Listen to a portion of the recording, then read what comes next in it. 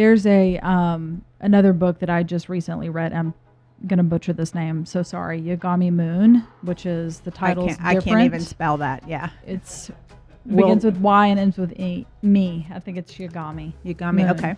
The way you know Japanese, the title. Yeah, it sounds Japanese. Yes, okay. it's different, and the way you know the title, there's a black lab and a white lab, and in the middle there's this Dalmatian. Okay.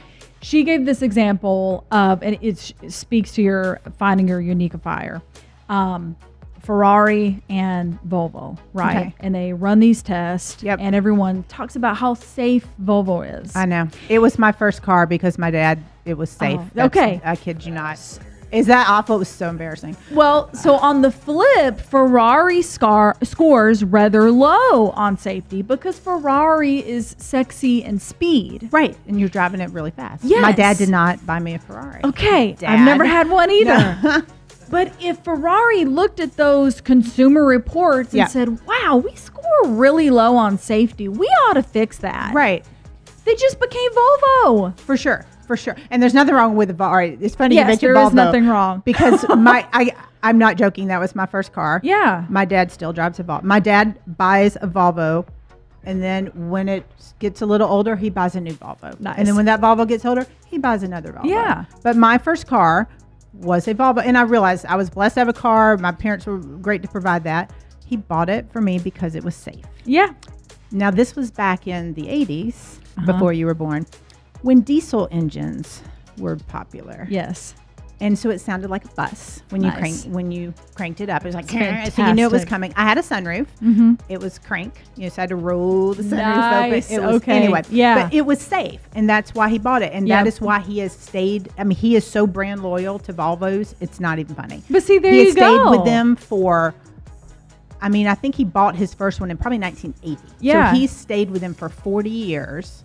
Is that 40? Did I do the math right? 40 years because it's safe. That's his purchase for a vehicle has to do with safety.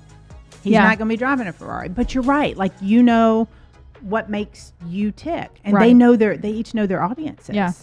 It's the same with BMW and Mercedes, right? You're either one or the other. Yeah, I'm an Audi girl. Led Zeppelin, the Beatles, right? Like if they're each trying to be But you're right, like we know exactly. Yeah. And if one tried to be the other because, well, the Beatles are really popular because of this, well, then you've got two of the same bands. Yeah. Or they're doing this, we should do this. Yeah. Right. And you'll see people do, so that's a good point, Isaac. A lot of times you'll see people shift and I've seen companies do this too. Yep. They'll shift. Now, I will say in financial services, and so for those of you guys listening who are my people in financial services, especially you managing partners, you need to hear this.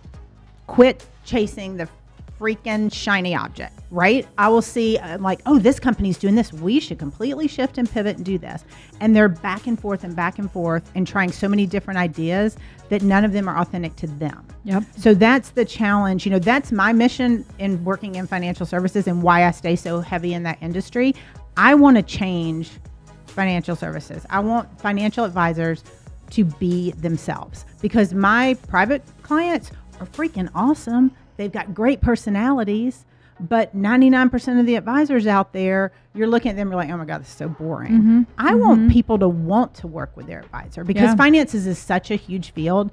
And our society is, we're going to talk about debt in a few months, but our society is so screwed up right now financially. Like we spend more than we make. Debt is awful. People are buying crap they don't need to impress people they don't even care about, right? Back to finding your people.